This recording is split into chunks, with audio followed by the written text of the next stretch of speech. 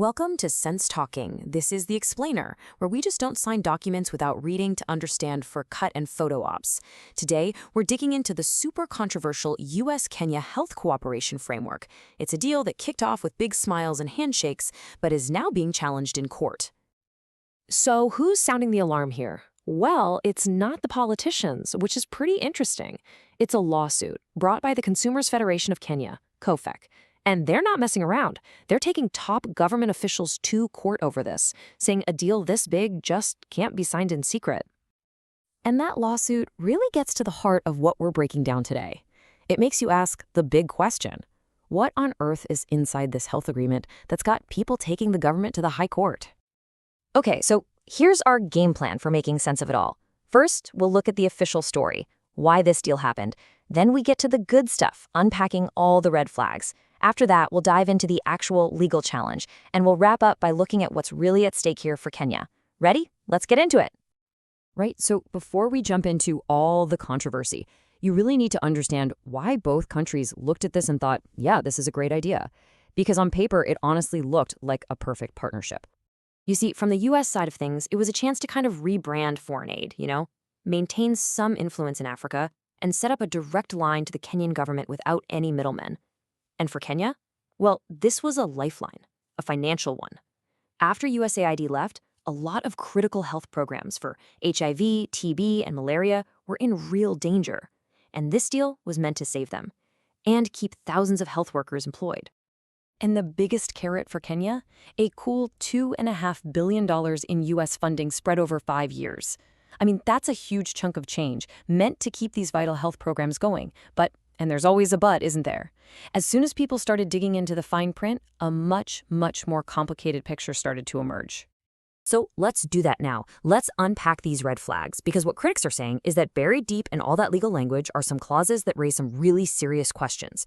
We're talking about data privacy, national sovereignty, and probably most important, who's really in control here.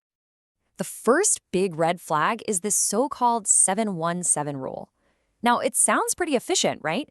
Kenya detects an outbreak in 7 days, reports it in 1 day, and responds within 7 days. But hold on. Report it to the U.S. in 1 day.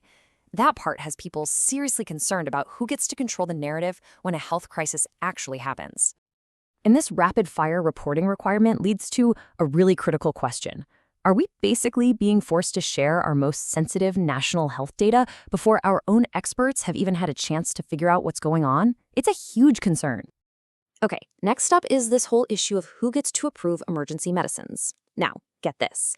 The deal says that if the U.S. gives emergency approval to a new drug or vaccine, it's automatically good to go in Kenya, no questions asked. So a new vaccine for something like Ebola could be rolled out here without our own regulators ever looking at it. And that effectively shoves local regulators, like the Pharmacy and Poisons Board, right out of the picture. As critics are quick to point out, this isn't just about red tape. This is about sovereignty. It's about control, responsibility, and who you can trust when things go wrong. Which brings us to a pretty shocking imbalance in this deal. Oversight. The U.S. gets these sweeping rights to audit Kenya's health system. We're talking everything from medical records to budgets. But Kenya? Does it get to check how its own data is being handled in the U.S.? Nope, not at all.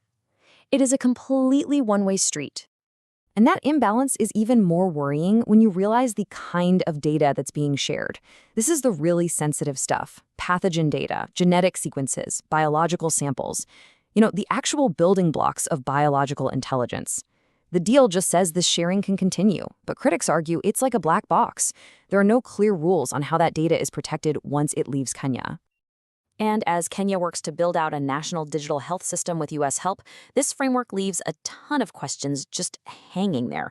Who's going to control the new health cloud? Who's got the master keys? Where will all this Kenyan health data actually be hosted? And did anyone even bother to consult Kenya's own data protection office before signing? The document is completely silent on all of it. All right, let's follow the money now, because the financial promises in this deal show two partners heading in starkly different directions. U.S. funding starts out strong, but then, just look at that graph. It takes a nosedive over the 5-year period. Now, look at Kenya's side of this bargain. At the same time U.S. funding gets cut by more than half, Kenya is on the hook to dramatically increase its own health budget. We're talking about an extra 50 billion shillings a year by 2030. That is a massive increase. And on top of that, Kenya has to absorb over 6,000 health workers who were previously paid by donors onto the official government payroll. So this huge new wage bill hits right as the American money is drying up. You can see how that sets up a potential fiscal cliff. And that brings us to the last big red flag, accountability. The deal ensures that U.S. officials and agencies are covered by their pre-existing immunities. What that means in plain English is if something goes wrong, like a huge data breach or a faulty medical product, Kenya's ability to take legal action is severely limited. One side gets the influence, the other seems to carry all the risk. So these red flags we've been talking about, they aren't just talking points. They are the actual foundation of the constitutional challenge that's now sitting in the High Court. This is exactly why COFEC is suing the government. COFEC's argument is pretty simple. They're saying that by signing this whole thing in secret, the government just trampled all over fundamental laws. They're pointing to violations of the right to public participation, the right to access information, and the constitutional right to privacy, all done without a single debate in Parliament or a heads up to the Data Protection Commissioner. And because of that, this whole case has become way more than just a policy dispute. It's really being seen as a defining moment for governance, for transparency, and for citizens' rights here in Kenya. This legal battle is forcing the country to ask itself a really fundamental question. Should the government just operate on a sign first, explain later basis, or is its primary duty to protect its citizens, their data, and its national sovereignty before anyone puts pen to paper? And this really gets to the heart of why this matters to every single person. Because as critics keep saying, health data isn't just a bunch of numbers. It's the deeply personal story of our lives, of our families, of our communities. In the end, this entire controversy really boils down to this one single question you see on your screen. Who should have the final say over a nation's most sensitive health data? As the court thinks it over, the whole country is watching, because the decision won't just affect this one deal. It's going to set a precedent for how Kenya balances its international partnerships with the rights of its people for years and years to come.